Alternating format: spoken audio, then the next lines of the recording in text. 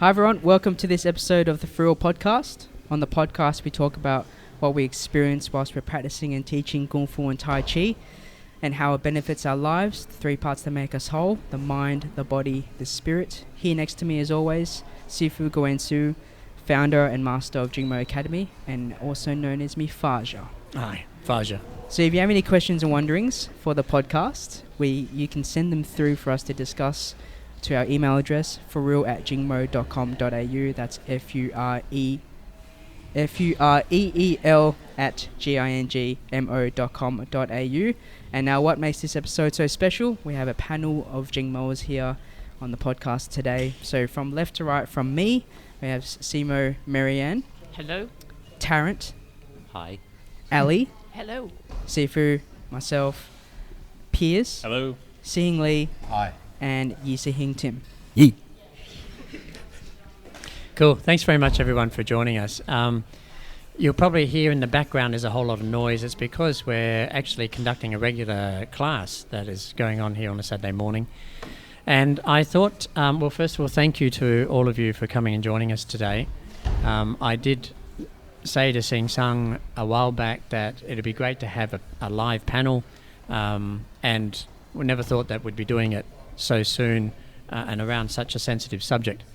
But fundamentally, I thought it'd be timely that we share our experience from last week, because 7 days ago we were all at a wonderful event, a Tai Chi cultural exchange event here in Perth, live at Hyde Park, with a very special guest from China, from the Chen village actually, and everything was great until the very end. And I'm not going to go into great detail because today we're recording our podcast. In a few days' time, we're actually going to be releasing the video on our Facebook page. And then on Friday next week, this podcast will be released to the public. So everyone outside of us who weren't there will be watching the video or have the opportunity to watch a video for a few days before listening to our podcast or watching it. And thank you to seeing Chris. That was his idea, that it gives people context. So for me, what's really important is that that this discussion today is actually about sharing our experience and the value that we have in our daily practice, because the event, and when everyone gets to see this or listen to this podcast, would have had the opportunity to see it for themselves. Of course, everyone would know that would have been very, very confrontational.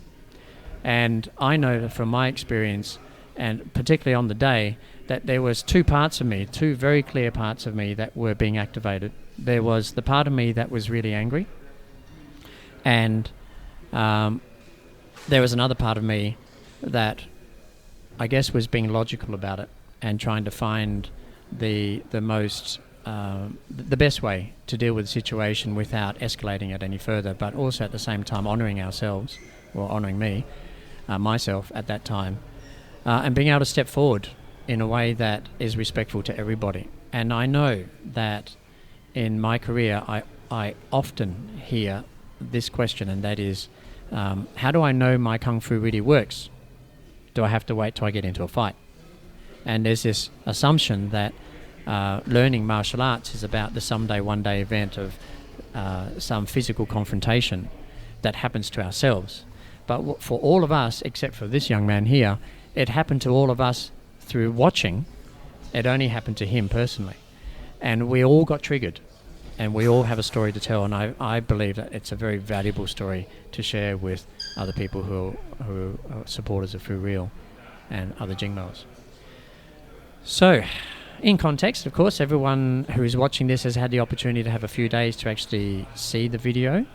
I was holding the camera at the time, and I was right at the edge of the stage. I was the next closest person to it, so the footage is really, really clear. And if you guys haven't seen it, then you can visit the Jingmei Academy Facebook page and go watch that first before you continue listening or watching this podcast.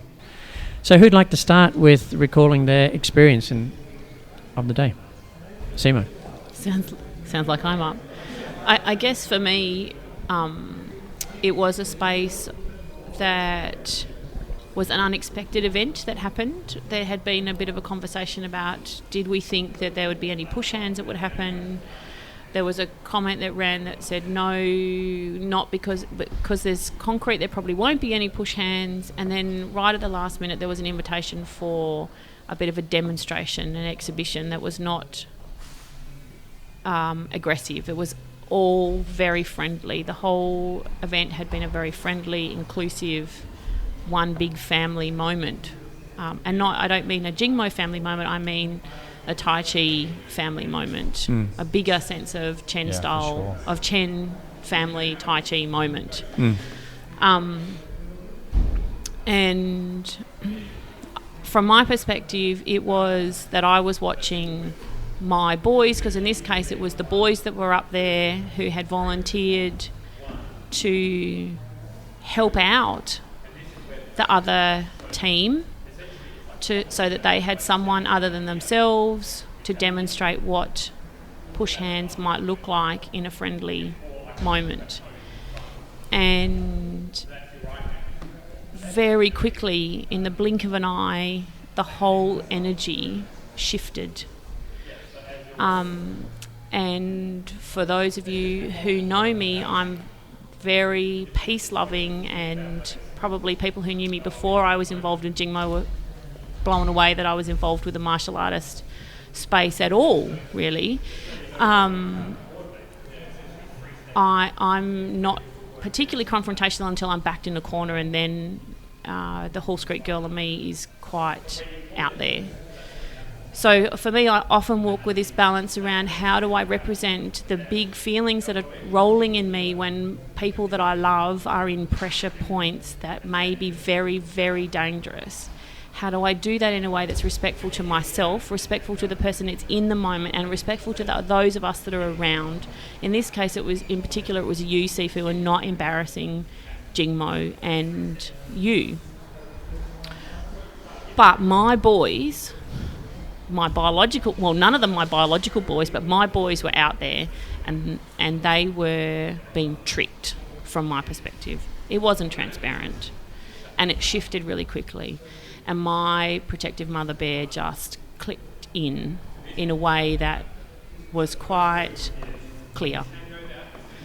It was unsafe. No one should be unsafe. No one in the world should be unsafe.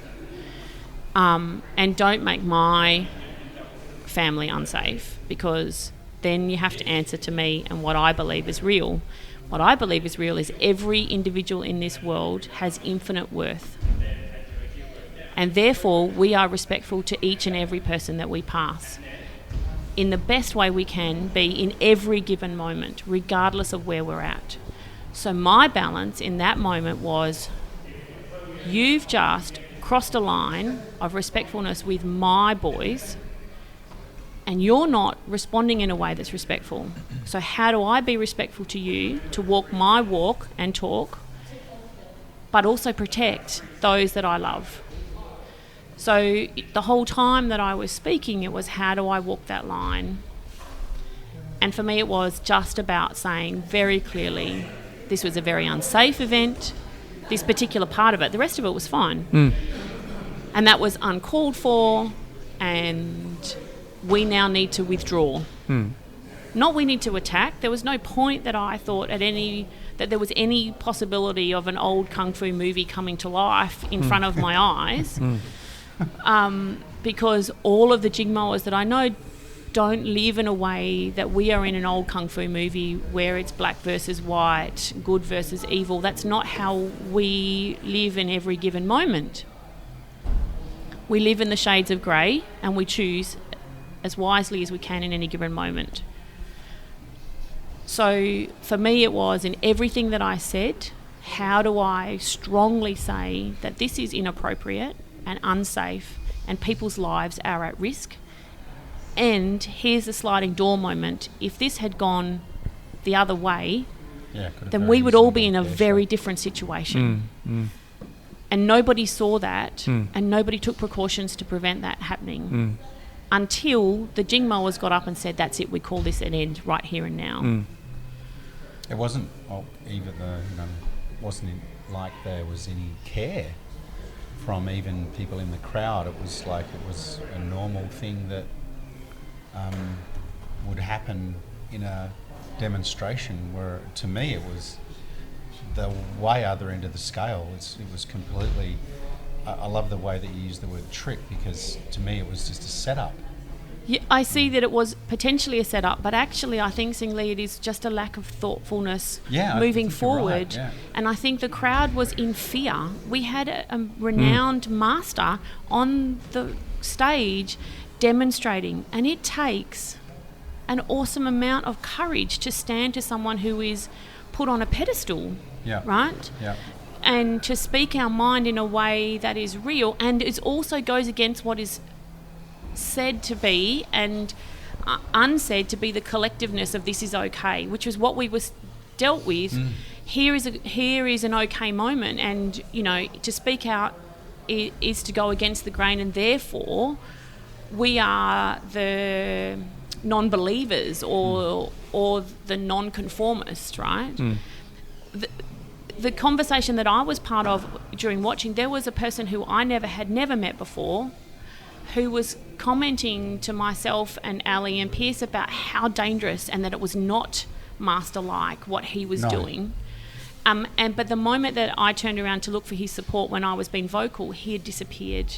Now, I don't see that as being anything other than fear of standing in the face of, and if I, stand with my belief that everyone has infinite worth and we're all doing the best we can in every given moment, that individual felt safe talking to us, saying how unsafe it was, but he did not feel safe standing against his master or his grandmaster or whoever that master was to him, to say you were unsafe in that moment.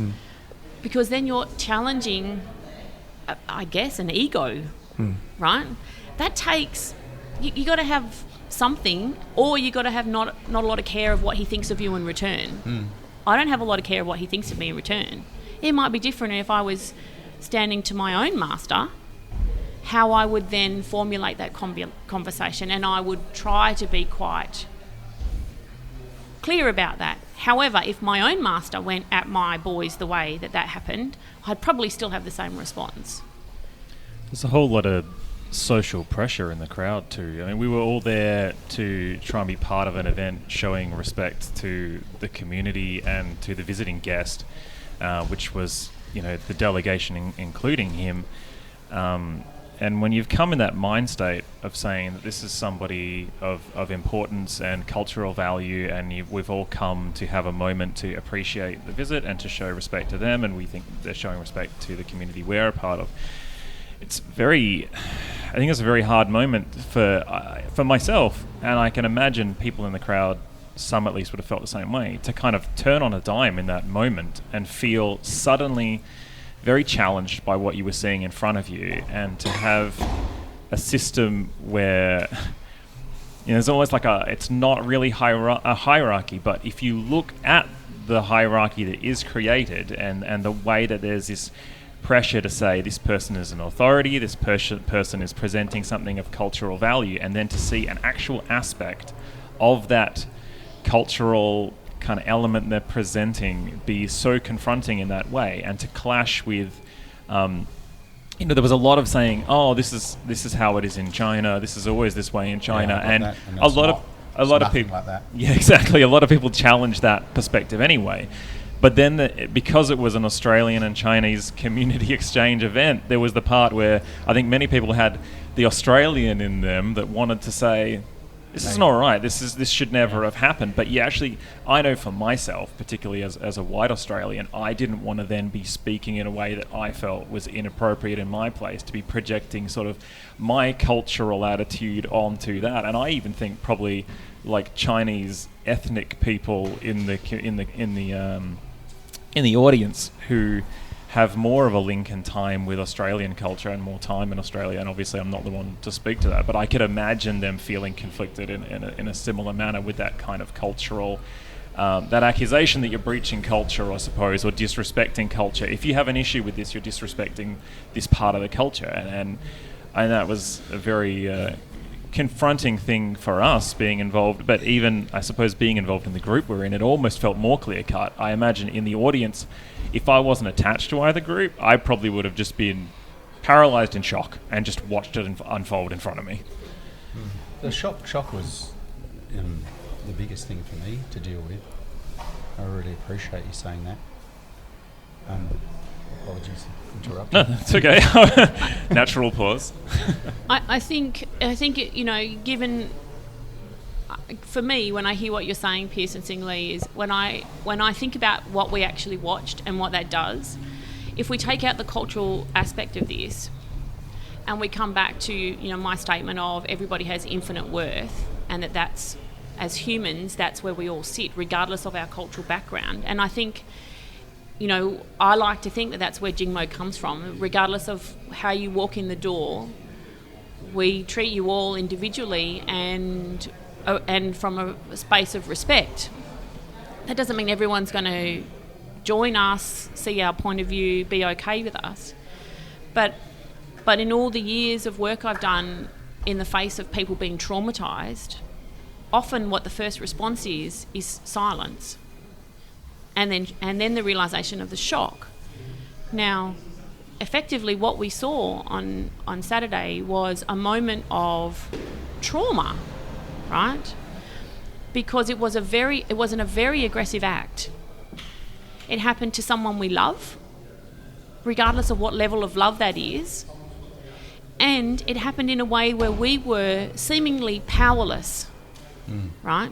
Because we were part of an audience, we'd been invited there, and we were sitting in a cultural context.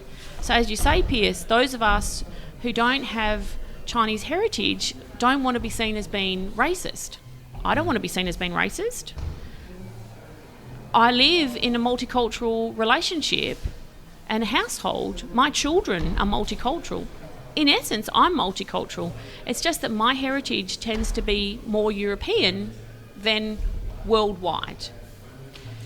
However, if we come back to infinite worth and trauma, in that moment, what we were watching was terrifying because someone we care about was in the midst of it, and thank God for his training, because without his capacity to hold his body in a way that meant his head didn't slam onto that concrete, otherwise it would have been a sliding door moment for every single individual in that park at that time, because it could have gone down another path. And, maybe because of all that I've heard, I can see that trauma line really clearly. It didn't happen that way. We are blessed, and I am internally and will always be grateful for the fact that it went the way it went, and that every individual from Jingmo stood in a line, the same line which said, this behaviour was inappropriate and disrespectful to us as individuals, to us as a community, both Tai Chi community and much bigger community, human community. I don't think anyone in that audience believed that in that moment what they saw was actually okay. When we're scared as humans and as responsible members, those who set that up, whether they unconsciously or wittingly tricked us, set us up, in that moment to not wear the responsibility, because wearing the responsibility that could have gone one of two ways, means that they had to find an excuse out. Their verbal excuse to us was, this is how it's done in China. Those of us that have been to China and participated in push hands activities in China know that that's not how it's done in China. It is very safe. Yes, there's a different sense to some degree of how things happen in China to how they are in Australia. But in my experience of going to competitions in China over a number of years, I have never seen such disregard for human life. Here. There has always been an adjudicator, referee. Thank you, Sifu. There has always been... They've always been highly professional. There's always Held the been space mats. very, very well. There's always been a boundary. All of those things are my truth about how this happens in China. I've witnessed it. Yeah, to the extent where it's almost been with military precision. You know, they've just, they just have exuded professionalism, and everywhere we've competed overseas, in Singapore and China, is been exemplary, and that was the complete other end of the scale. Very responsible. My wondering from all of you is, what did you call upon to stand that line? Because as Simo said, we all stood the same line of that this is inappropriate, it's not respectful, it's going to stop. And nobody took what would be considered as a regular response, and that is violence versus violence. And for me, that was very telling. But I think that there's something there to be shared as to how it is that you guys held yourselves, because everyone had something to say. Everyone here right now took some action, had something to say, and nobody took a violent action, which I find very incredible, very valuable. Yeah, I truly felt like I wanted to, I have to say, and I don't feel good about that. I really don't. But I actually quite early in the piece was incredibly blown away at the actions that were taking place, and I started yelling, "Hey!" and then it got quiet to stop. And then I started quickly moving towards the stage because I felt like I needed, if it kept going, to interject. And I know I feel I wouldn't have acted with violence to interject, but I would have put my body in the way because it was, to me, a complete injustice and a radical attempt at whatever was going on in that person's head, to make a statement of some sort. And just the shock was overwhelming more so than anything for me. How about some of you we haven't heard from yet? There's Ali, Tarrant, Jhung. What was it like? Hello. Okay. I was one of the people who walked up for the challenge, for the push hands challenge. Being the less experienced of the three that came up, so I just started. It was with Sing Sung and Tim. Shame Tim's not here because I really like to hear his side, his perspective on it as well. I just kind of recall what I felt at the start. I was really kind of nervous, excited, to the point where it was like a giggle, like I'm ready to learn something new, almost. Then because Tim was the first to go up during that time, I was a bit unsure because we went up to stage on concrete, so, and knowing what push hands is like, it was almost like I was thinking, we're gonna go on the stage, present ourselves, and then go into the grass. I was saying because I was helping Sing Chris at the time with filming the event. I said to him prior to it, like, I'm ready to take on this master, but I know I'll go down, I'll have like a nice grass stain on my face or something like that. But yeah, when we started, they just sort of went on the concrete, and I was getting a bit more nervous and afraid, also really excited, like, these guys from Chen Village, there's Master Chen here, like you said, he's renowned, and yeah, it's actually really good that what you said, Jingmei, about them approaching us about a friendly comp. I didn't really know that part, so knowing now that it turned so aggressive towards the end, like, kind of, it's sort of eye-opening as well, and it changes my perspective on the whole thing. But yeah, it started getting sour when they were really almost chasing everyone else. Can I just want to say that, honouring those who are watching this podcast, They don't need to hear what it was about, because we've released the video. I think it's very clear that everyone will form their own opinions. This occasion is not actually about proving who's right and who's wrong. I think everyone has the right to form their own opinion. There will be people out there who believe that the master was right, and there will be those who believe the master was wrong, and then those who don't care. Right? And I think that's going to be the same. So let's not get into that space where we're trying to support our own story here. We have a story. It happens to be our story. We don't need anyone else's support.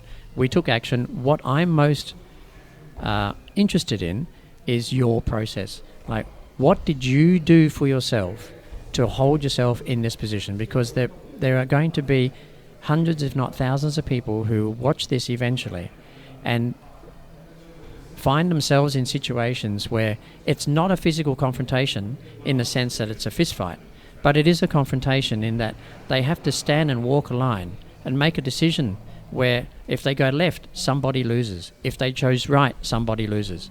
How do they make this decision, right? Without destroying everybody and saying, well, no one will get left or right, I'm just going to kill it all. And we face that. I know, as a father, I face that every day because my children are growing up and they're learning about the world. They push boundaries, push constantly, right?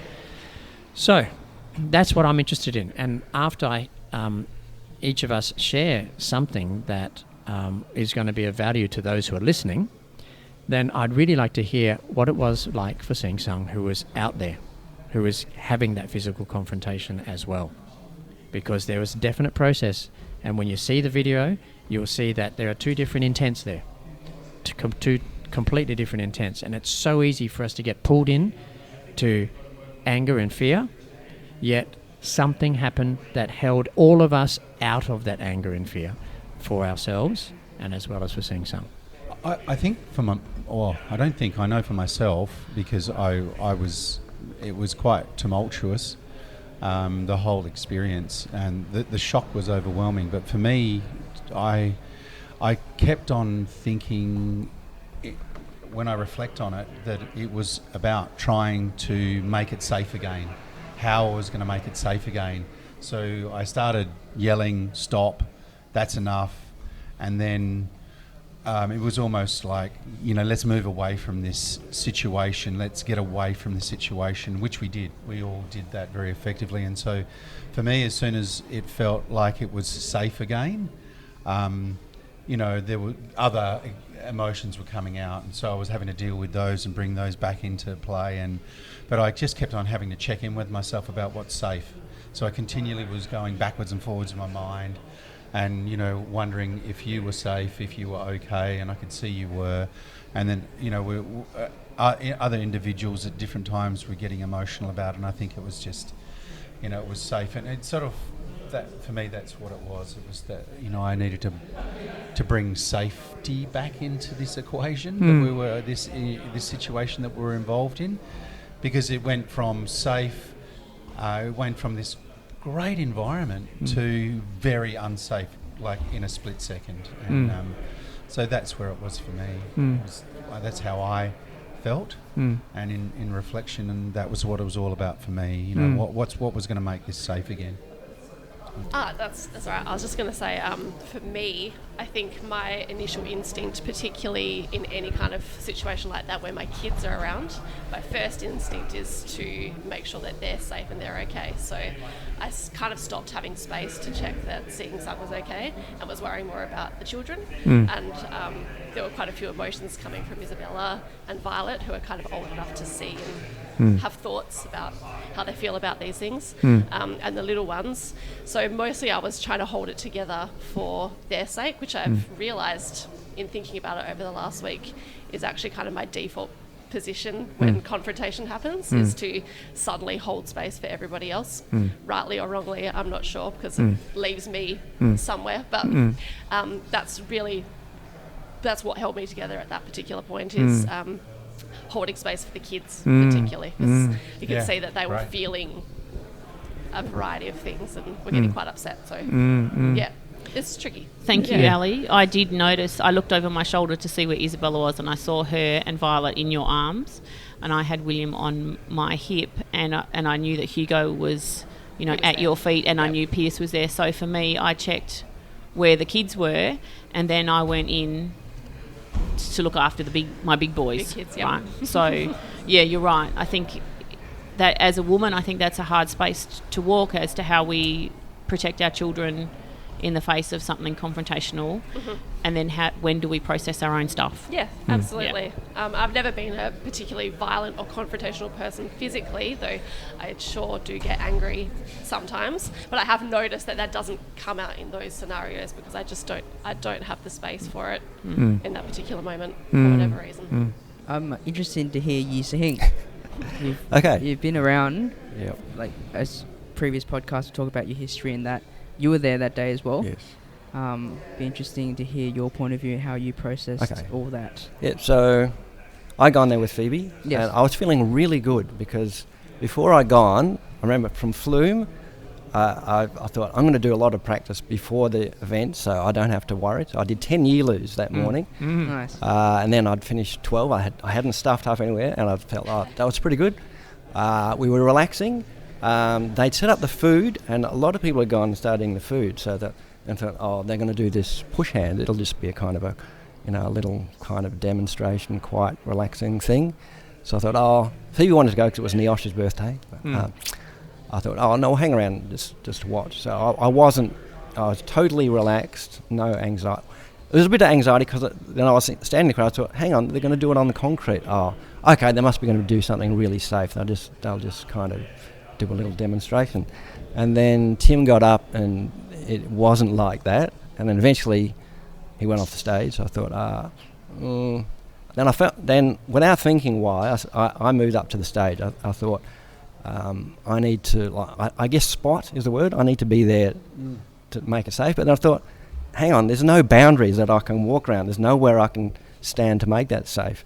So then the next thing that came up, the next bit of conflict, I suppose, was, hang on, I've got this red uniform on. Seeing someone's got the red uniform on, they might think we're kind of, getting ready to fight back because that was the kind of feel that was happening.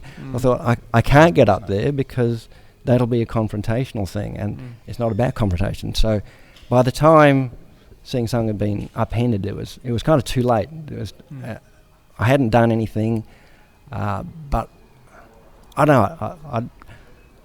I don't know if I feel like I'd failed to act, because if I had acted, then that could have turned into something else as well. So, yeah. Anyway, that was my kind of a lot of conflicts between being relaxed and suddenly changing around. Flight and flight, the flight-fight mechanism thing I was feeling as well, like confusion associated with that, which was really weird. I felt like in the situation that was unfolding, a big thing that helped me to sort of moderate my response, and there was a lot of anger there, and a lot of that kind of initial drive that you feel in those situations, was thinking about trying to be present to what was actually happening and what do I actually value in this situation. Now, safety being a big word that's come up, I operate in an environment where other people's safety is often my job and my role to even physically intervene and make sure that things are safe. And there was a lot of red flags that happened for me in that scenario.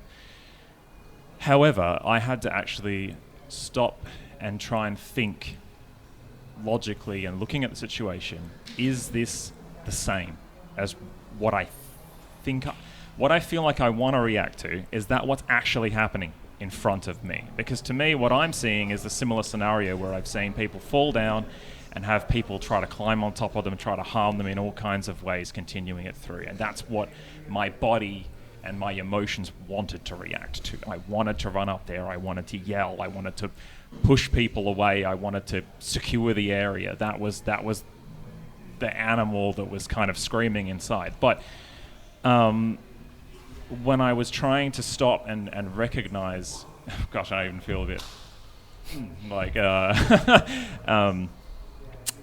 responding that way now, thinking about it. But recognizing that feeling, and even just now, like recognizing that feeling inside myself and recognizing where that anger was coming from and what that anger was about, helped me to change how I responded to it. To know that I know Si Hing Sung well enough to know that I can't change anything about what's just happened, and I can see what is happening, and I don't think there's going to be any further danger there right now. So I don't need to rush in and create problems by reacting to a danger that doesn't seem like it's really happening. So then it was looking around to the other GingMo'ers, and same as like Ali was saying about making space for the kids, it was about making space for all of us and seeing how we were all reacting. And I mean, seeing Lee, I looked at you and I thought, here's a guy who's feeling very similar to how I'm feeling right now. And I remember actually moving over into the space near you, not thinking, well, we're both angry, let's get angry together, but thinking we're both angry, we need to have the space where we're sort of bringing that down. You know what I mean? And I actually wanted to be in a space with someone who I could see, or it seemed to me, was feeling how I was feeling. And that I knew that we actually didn't want escalation, and I knew that I didn't want escalation, and that if it was going to work for me to start coming down, it would probably help for seeing Lee to start coming down. It would help for the group to be dealing with what was going on. So I think that, you know, the central presence, like, you know, you talk about, you know, mental self, emotional self, and physical self, and bringing it all together. I was observing what was happening in my physical body. I could feel the shakes. I could feel the chest wanting to come up, and like I'm looking there and I want to run over and I want to be that guy. But I knew that wasn't actually emotionally what I needed. It wasn't mentally what I thought was a good plan. And I'm caring about what's happening to Si Hing Sung, what's happening for the group. I don't want, you know, and I don't care about what, at the end of the day, I don't know if it's the right thing to say, but I don't care about what anybody else there thinks about Jingmo. Like, because I value Jingmo. I value what we do here. I value the people we have. And I don't want anything that disrupts that. And I felt like anything more assertive and confrontational was just going to be more pain and discomfort for us than it was going to be for any kind of positive outcome it could get. Like, the point had been made, the point was being made, and I had to look at that and go, what part of this reaction is my ego? What part of this reaction is actually part of a plan, something that's going to make a difference? And I think having the habit of coming back to that moment of observation, and we do, you know, the mad, sad, glad, scared is part of that, right? Observing how you feel and knowing how you feel, or at least trying to guess, because we're all human, how you feel is going to affect your actions and how you appear to others and all of that stuff. So that was a pretty big moment for me to try and grasp that, and difficult, very difficult, but you could see that's what people were trying to do. And thank you. Oh, you want to say something, Tarrant? Go ahead. I'm good. Okay. Yeah, it's good. Thanks. So, what I noticed on the day was the shock, and I think listening to you, Simo, explain how the body responds to trauma, I was in shock. I'm looking at this, and I could not believe that after having, I videoed it, I was there. First thing I did when I got home was I replayed the videos, and I watched them again, and I thought, wow, that happened really quickly. Like, at the time, it was really slow. And then I started going through all of the doubt, the self-doubt. Did I act fast enough? Was I responsible? Did I do the responsible thing as the Sifu and check everything out first? Or did I just... Was my ego then in play? Was I trying to prove a point? You know, I went through all of these stages as well, wondering where I failed. Because when I watched the video, I thought, wow, there are some real key signs here.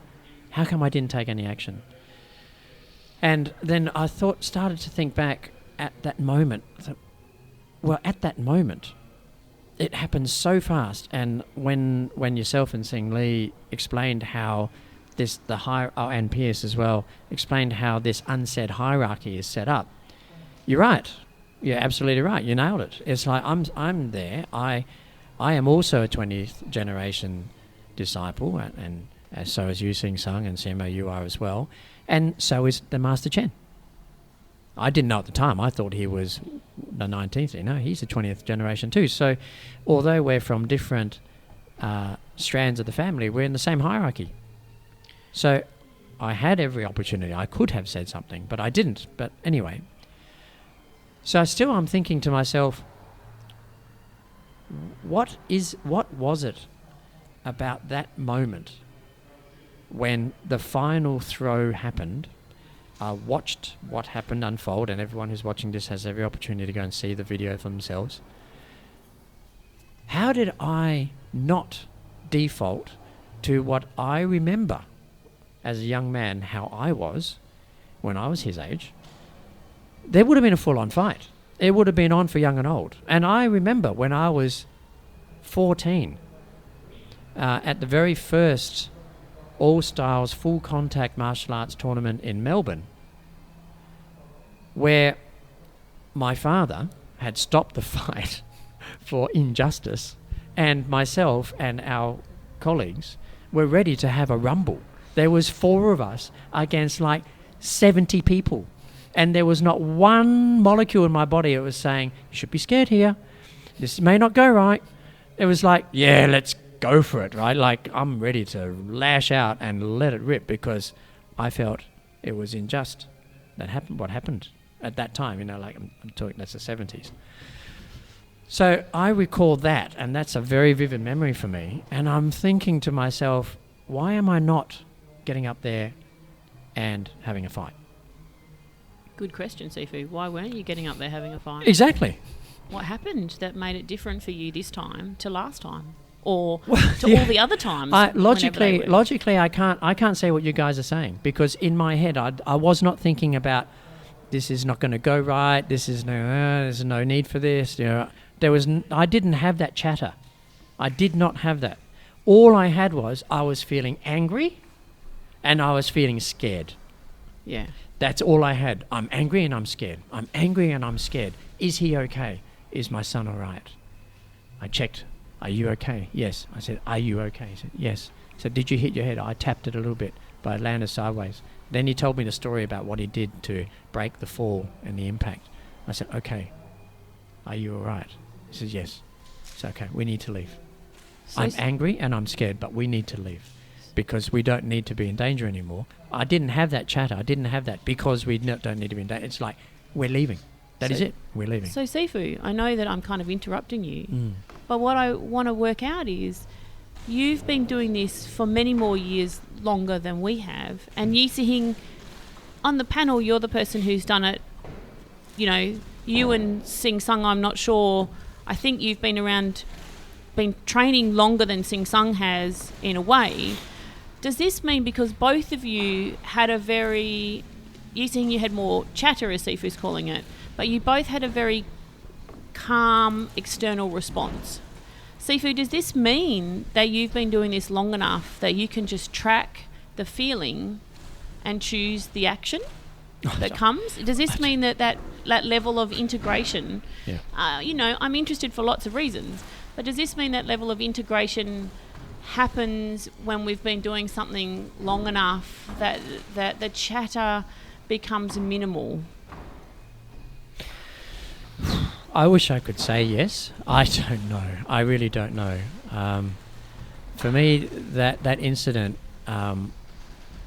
revealed a completely new response in me that I've never seen before.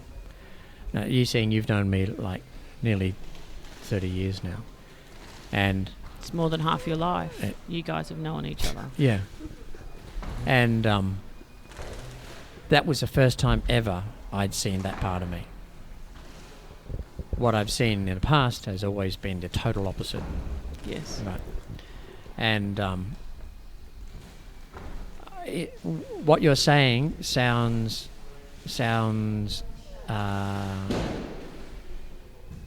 very generous. And I say it as a therapist, that we have this idea that if we understand ourselves enough, that we hear the echo of the past, let's say neural pathway, the path the past choice that we've made, that eventually the echo will become so minimal that we will make the preferred action come first, and maybe the echo might be there, which we're all talking about in the form of chatter, but that we'll continue to make the choice that we know is better for us and the way that we want to live. What I hear, Sifu, is that you track the emotions and you were able to then take action. And that's not about being generous, that's just about what I hear, but also what I saw. Because of those of us that were being vocal, your tone and every other approach was much more tempered than mine, for instance. Like, it was clear that I was pissed off, right? Me too. Hey, and Sing Lee, like, you know, and Isabella still refers to Sing Lee being very correct about changing the description of master, right? But at no point did I ever want it to escalate to physical. And at all points was I trying to be respectful to you and to Jingmo. But you and Yi Se-hing were and Sing Chris, actually, who's not mic'd up, but the three of you who have been around and doing Jingmo for a very long time, and probably without overstepping the mark, more than half your lives, and in your case, Sifu, all of your life, had a very different physical response on the outside. Yes, I can see all of that. I've got this overwhelming feeling of wanting to cry right now.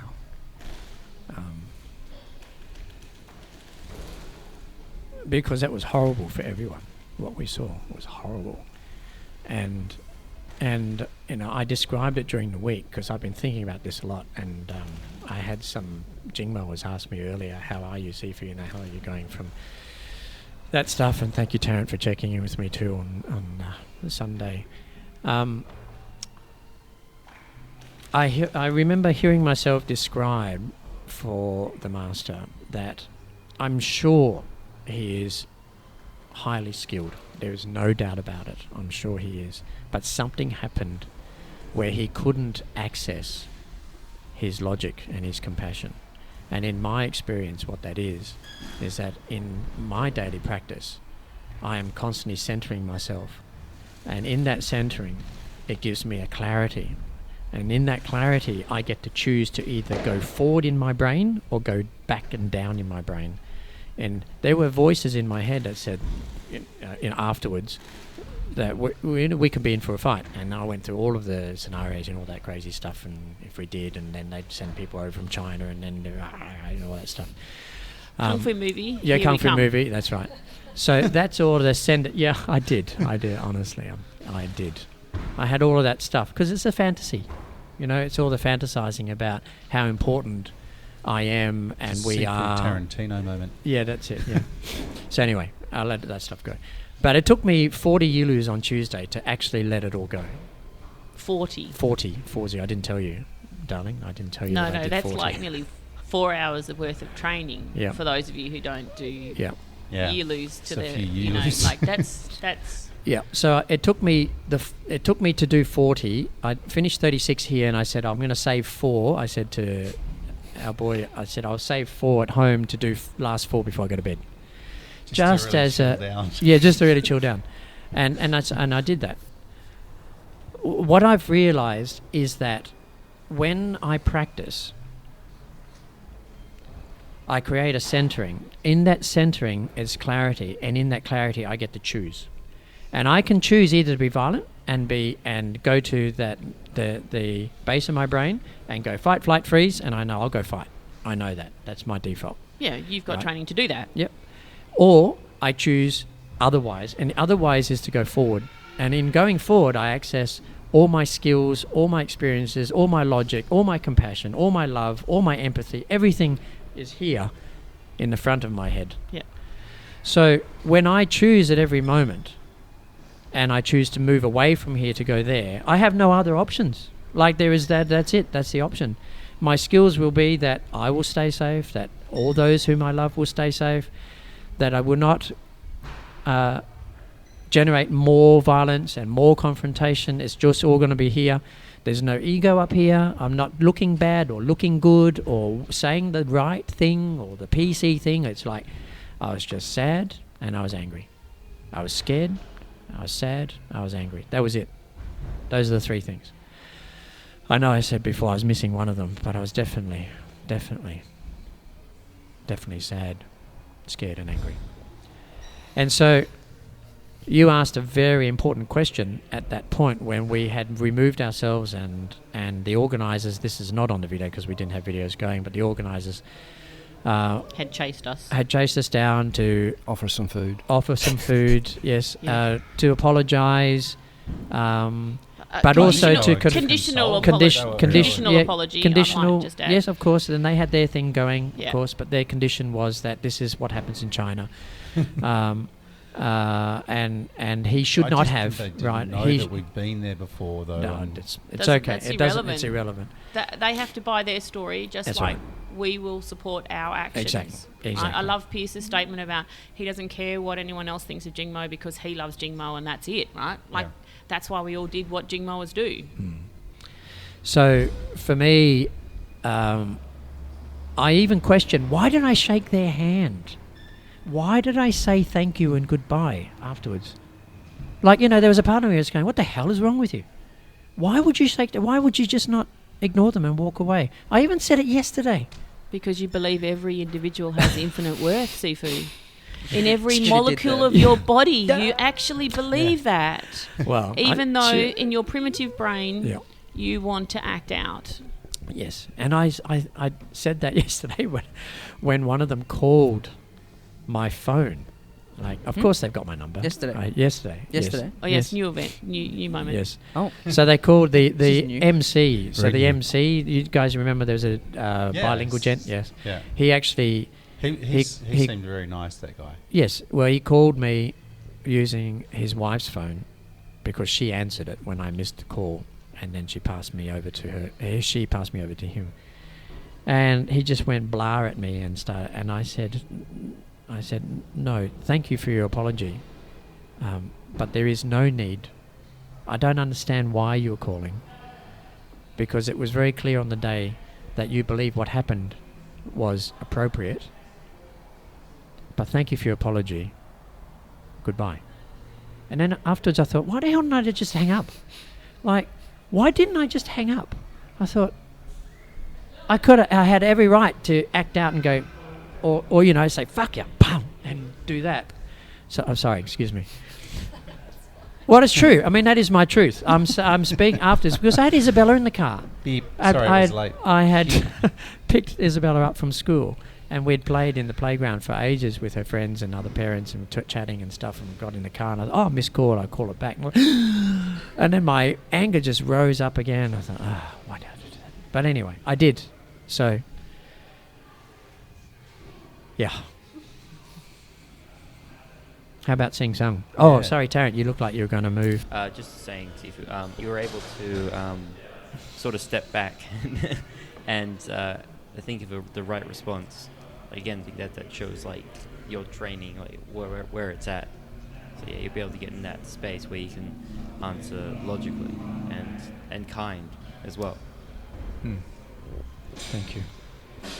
So can I just add to that very quickly before you move on, that what Simo was saying about considering the actions at the time, I don't know about anybody else, but I actually was thinking about GingMo'ers trying to make space for Sifu to respond, because the school is so tied to Sifu's identity, and I thought this is going to be a very challenging ego moment, even for someone who tries to actively develop control and centering and all of that stuff. And I felt like even physically it appeared to me like GingMo'ers were trying to give Sifu space to respond to this kind of event that was occurring with his son in front of him and all of this challenging scenario, and I was really kind of in awe of that, that everyone was so knitted together like that at the time. Thanks, Pierce.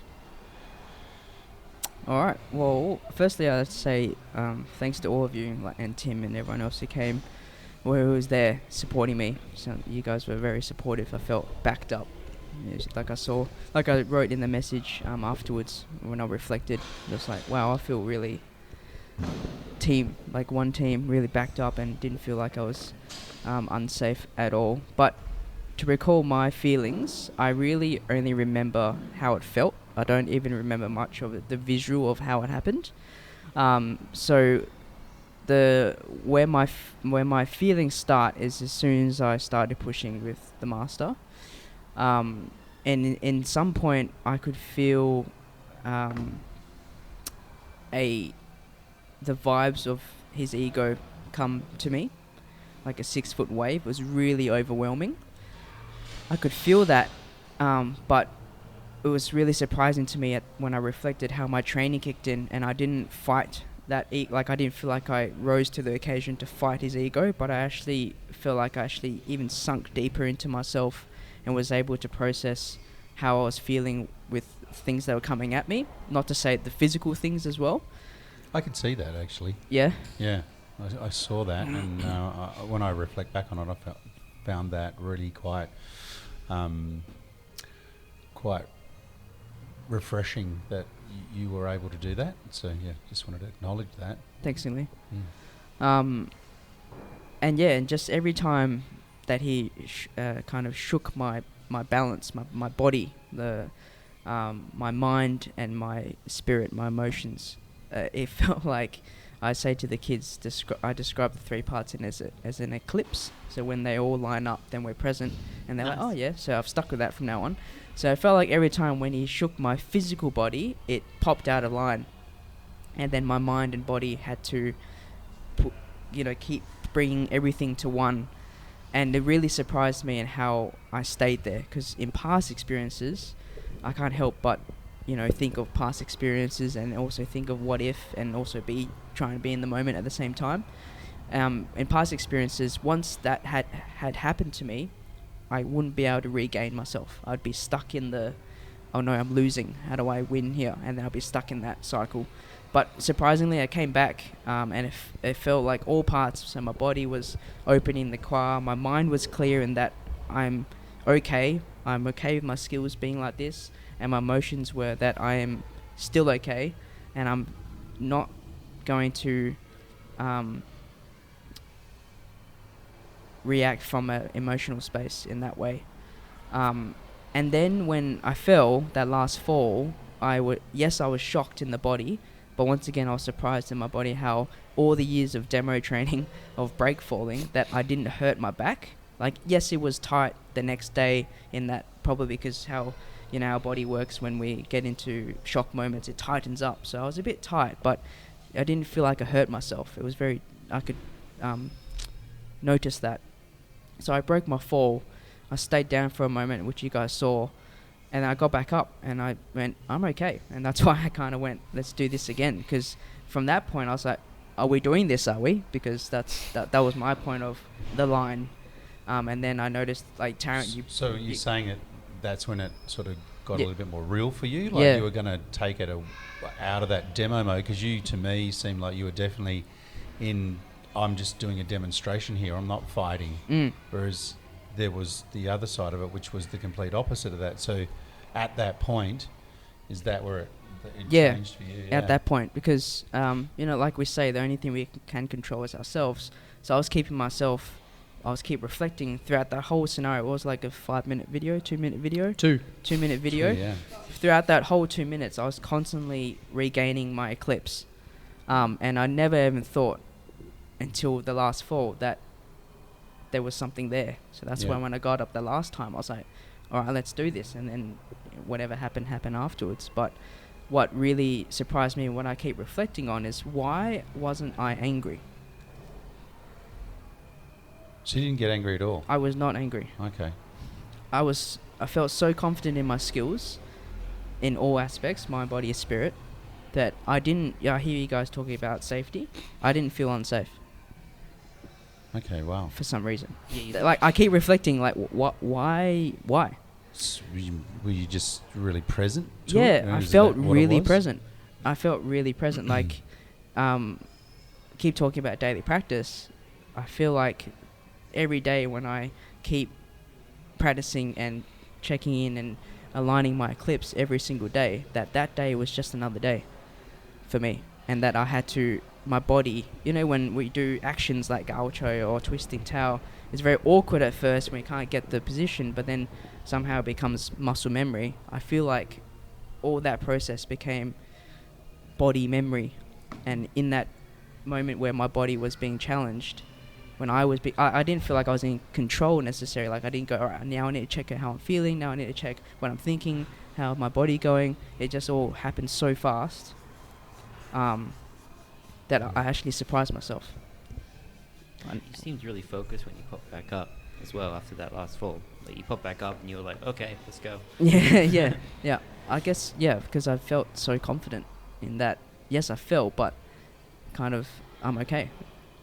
And what a lovely surprise to know that you're okay and you felt safe and all of those things, right? Because from the outside, that's not at all what we saw. Yeah, that's but interesting to hear. But what I want to reflect is you were the one in the moment who had the most capacity to help yourself. And when we feel helpless, there's a greater need for us to take action that combats that feeling of helplessness. And we, all of us watching, were to some degree helpless, right? Whereas you were in it, so you were less helpless. Yeah.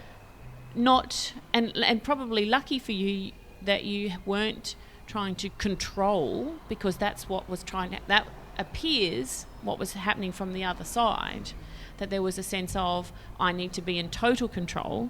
A point being made or whatever. Whatever that was, right? We can only surmise because that person's not here to share. But it is, for me, as a therapist, a really interesting space to watch that the person who was in the moment, physically, emotionally, and mentally, taking the action, the most powerful action that any of us could take, is the one who has the least kind of fallout emotions around it. And we talk about processing. Sifu, you did 40 yearlies on Tuesday. I went for a 5K run on Sunday. I got up as normal. I was like, I'm a bit tired, I'll go for a run. And after a run, I reflected and I used the words, I'm healed. I was done. So Sunday, as you guys know from the podcast, if you're listening, Sunday is my daily practice, is my 5K run. And I did that. And yours was the 40 Yilus, the daily practice. But I described myself reflecting after that run. I was like, I'm healed. Took me a bit longer. Well done. Thanks. And what I find interesting in all of that is that point that I was saying around those that are in the moment and doing what they can, like that if we talk about this from a space of physical pressure, that you had the most control, Sing Sung. Sifu is then the next person with the most training, and Yi Hing and Sing Chris. All four of you had the most controlled external demeanour. We haven't heard how Sing Chris processed that, whether he took physical action.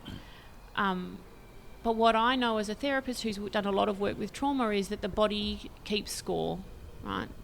The body holds the trauma, and it is in action that we release the trauma. So what I hear from the two of you is that you've done a lot of releasing of trauma through action in your body. Yeah, be it running, that's exactly be it right. practice Or even just during no confrontations on weekends, when I have hard days, I use my practice as a tool to feel better.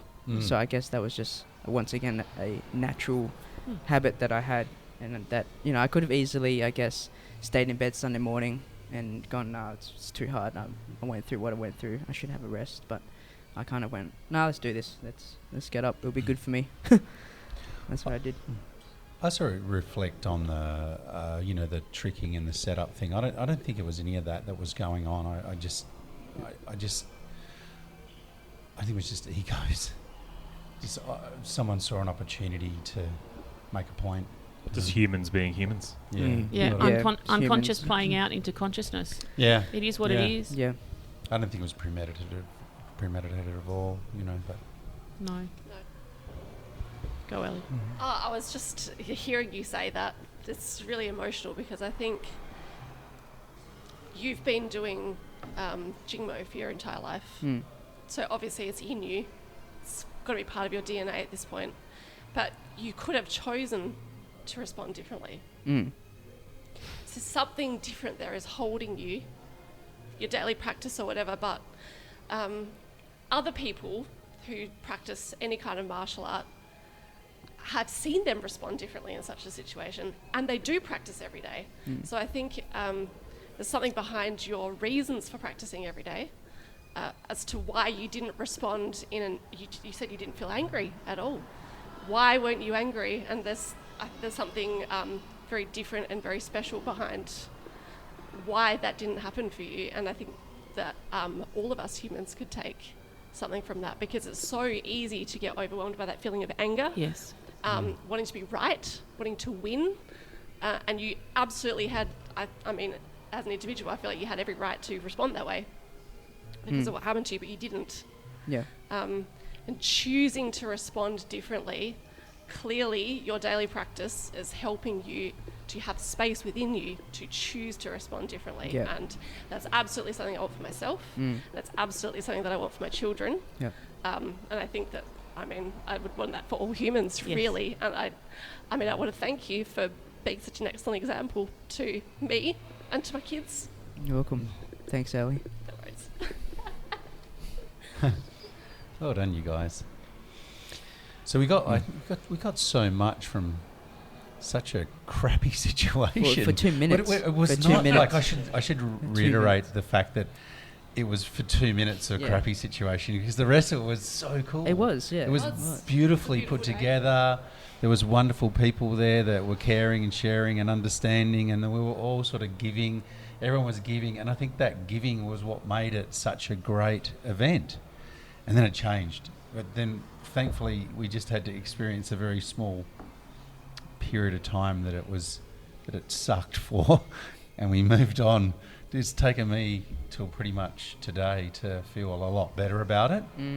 And so I want to thank everyone for sharing, because it's made me feel a lot better. Thanks, Jingmei. So is there anything else anyone wants to say and share? Well, Actually, there's one thing. yes. Oh, there we go. I don't know what, but sometime earlier in the week, I was thinking about bravery, and I think Sing-Sung, when I think bravery, I think you're kind of the bravest person I know. Oh, thanks, you. So I just, Thank you. and I think that was showing what you did then. Thanks. No worries. Thanks. Getting a bit emotional in this room. It's very emotional. But it's because it was so big, and because it touched our hearts and our bodies in such a way. Of course this is emotional. This is about how we choose to live every day, in every given moment of every day, and how we respond to the people around us, not just our immediate people around us, but our community. And even more importantly, it's about how we respond to conflict. Conflict that's black and white, that says my way is the right way and your way is the wrong way. And how do we sit in the face of that in any given moment? And then how do we model to our children? How do we do that? I mean, we've got father and son here. And if we were to, look at the different lives that you two have led, that's huge. It's huge, right? And there's all those old cliches of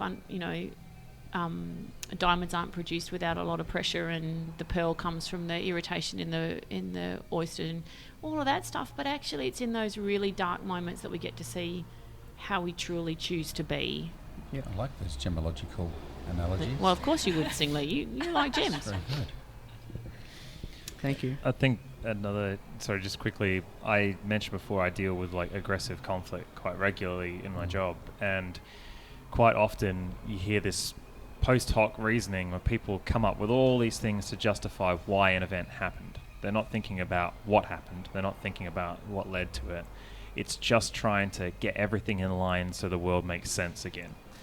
And a very common thing that people say when they've responded in a way that you're telling them was unacceptable for one reason or another, be it abusive or aggressive or whatever, one thing that's very common for people to say is, well, how else should I have responded? How else would you respond? How else would anyone respond? And it's a response born essentially, so often it feels out of ignorance of any other way that you could have reacted. Having not had that moment of learning, there are other ways to respond. And I think this is just such a great example of that you don't have to choose that path, and that people need to be exposed to it and think about it and learn about it to have the opportunity to learn. You actually don't have to respond in these negative ways. Point. Yeah, we don't have to use fear. Podcast. Sorry? I think it's a bigger discussion than this podcast. Yes. Yes. More podcasts, yeah. Maybe. Nothing's bigger than this podcast. Oh, I just For meant real. This For real. particular one. There's maybe 3 more podcasts after. Yeah. All right, well, was there any final words then? I think some of us need to go, but yeah, wrap up this podcast. Any final words, guys? One Girls? Yes, you think? Choice between peace and conflict. That's what we saw. Yes. Yeah. And it was like, Covered it was my own truth. between. Yes. Yeah. Seriously did. Yeah. Great point. But before that, Amazing. uncovering your own truth. Dad jokes are starting already. Jingmo memes. That is so good. So I just want to say thank Yeah. you, everybody, for being Agreed. who you are, and it makes me feel very proud to be a Jingmei. Thank you. All Thank right. you. Thank you. Thanks, everyone. Thanks, everyone. All right, well, for those who are listening, thanks for tuning in. You can check out some more FuReel content on Instagram, and of course, watch this full episode on our YouTube channel. Instagram is FuReel Official, and YouTube is FuReel TV. But until next time, we'll see you in the next podcast. See ya. Fine.